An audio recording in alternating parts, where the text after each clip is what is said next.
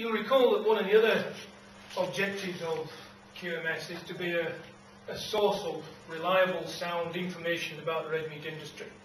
And most of that falls within the remit of the small economics team that we have that sit in the darkened corner and pore over the numbers and the statistics at great depth and convert those statistics into useful information for you. And on the screen there you can see some of the things that we do. The ones that hit very quickly are the market price reporting. I know when I joined QMS, the number of phone calls I got that the press were no longer carrying regular reports and market reports, and where could I get information. So on the web pages you can pick up the option markets information very promptly, within an hour of it arriving with us, and in some cases that's within an hour of it leaving the auction markets. Another big exercise that we do within the economics division is to carry out and produce information for you guys to benchmark your businesses, your enterprises, to see where the strengths and weaknesses are. And I'm sure that most of you will be familiar with that little pocket publication that summarises the enterprise costings for a range of enterprise types in Scotland. And the latest edition will be available at AgriScot, fingers crossed and printing presses rolling. The information that we have, we do share it with you in a number of ways. We share it with you through press articles and through comment pieces in the Scottish Bar, the Press and Journal. We supply information to you and on a regular basis as well. It goes into the trade magazines on regular intervals. We're also a source of background statistics and commentary for a number of industry organisations and indeed for government. We have increasingly found over the past 18 months that the politicians or the politicians' advisors are phoning us for sound information on what is happening in the Scottish red meat industry. We share that with them, we share it with yourselves. If you're looking for information to help support your strategic development, such like, give us a phone call. The phone lines are always open, the email lines are open, the door's open if you're popping down the way and you want to find out some information. Don't be afraid of coming in and seeing it. And we also do, in my little darkened corner, a degree of horizon scanning. That means we're looking out there at the policy issues that are developing and that are likely to potentially impact upon the red meat industry in Scotland, and we begin to look at those and we try to model and try to plan where the implications are coming from. I've mentioned one on there, which is the EU policy scene, which is concerning us all at the moment. Where do we go in 2013?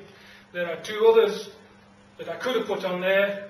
One is world trade, because we export significant quantities of meat into Europe. We're hoping to export beyond Europe, but we also import significant quantities, and what happens in relation to trade policy could have a big impact on what the profit margins are within our industry. And also on the agenda is climate change, and we're watching that one very closely, and that links to a number of other exercises that we're doing as well.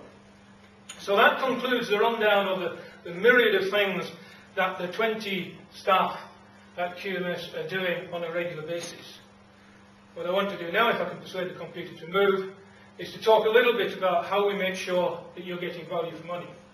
First off, just a wee rundown of the QMS income.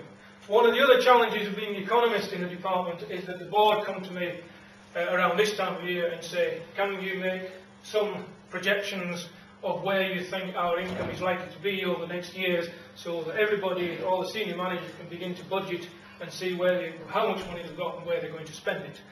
And this chart just summarises since 2004 what our income streams have been, and for 2010 onwards some forecasts that I was instrumental in putting together. The point I just want to raise in here, or to identify in here, is how the yellow, green and indeed the red have built over the past 4 or 5 years. That's non-levy money, whether it be grants, or you'll recall the older cattle coming back into the food chain in 2006. We were given some monies there to help and build that over a short period. You see that running from 06, 7, 8 and a little bit into our financial year ending in 2009. The yellow ones are, I say, the myriad of grants, and if we take a quick look at that, this for our most recent concluding financial year is showing you about £900,000 of non-levy money coming into the organisation. about 400,000 from the Scottish Government, about 300,000 from the European Union, a lot of which is supporting Laurent in his work in marketing and export activity, a little bit from Scottish Enterprise and so on and so forth. What it means for us within the organisation and for you guys as well is you are providing us with £1 of levy, and we are finding another 24p from other sources to lift that £1 to £1.24 to invest on your behalf on an annual basis. That's the last financial year to March 09. Speaking with our finance recording team, our administrators here, we're about halfway through the current year. We have £750,000 committed already from these sources, and of course we're continuing to look to see if we can find some more. Any organisation is looking for cost and efficiency savings. You would note on that pie chart right at the start, if you were eagle-eyed, that we had corporate services costing about £600,000, short of 10% of our total turnover. Within that, we're looking all the time to see where we can find savings, whether it be new mobile phone operators, minimising travel through the use of video conferencing, recycling, all these things that help to take little bits out, just nibble away. But the big hit that we've had in the past 12 months is that we have brought in-house the Levy Collection. Previously, it was subcontracted to the MLC. They collected the levy money, they paid it over to Care in Scotland, and they took an administrative charge for doing it. We have brought it in-house. We've reduced the cost by about a third. We look for bang for the buck, so we look for collaboration with other organisations.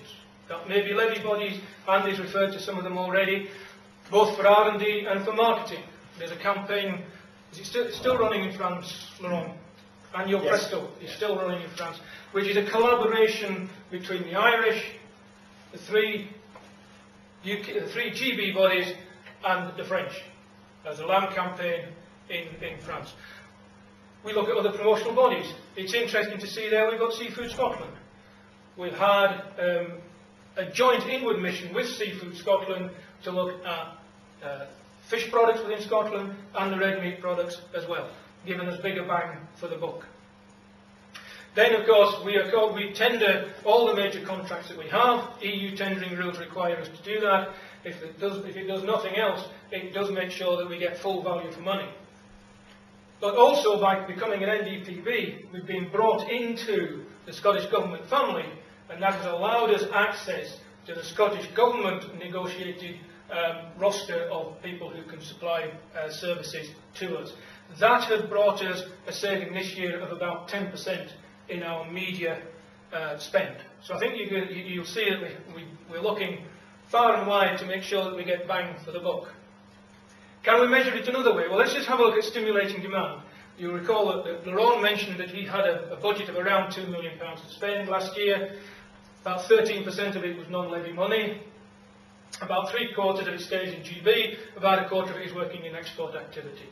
If we look at GB alone, we estimate that the Scottish premium at retail level is worth about £46 million. That activity that we're doing in GB is all about safeguarding that premium at the retail level, and that premium at the retail level then ultimately allows some of that to cascade back down. I'll grant you don't get it all, but some of it does cascade back down, and the longer we can protect that and increase that, the better chance we have of something cascading down. Moving on to Andy's side, and again just to pick on one element of Andy's activity, the R&D spend. Annually QMS spends about £220,000 on R&D projects. Now typically those projects are about 4 years in duration, so we have commitments going forward on those.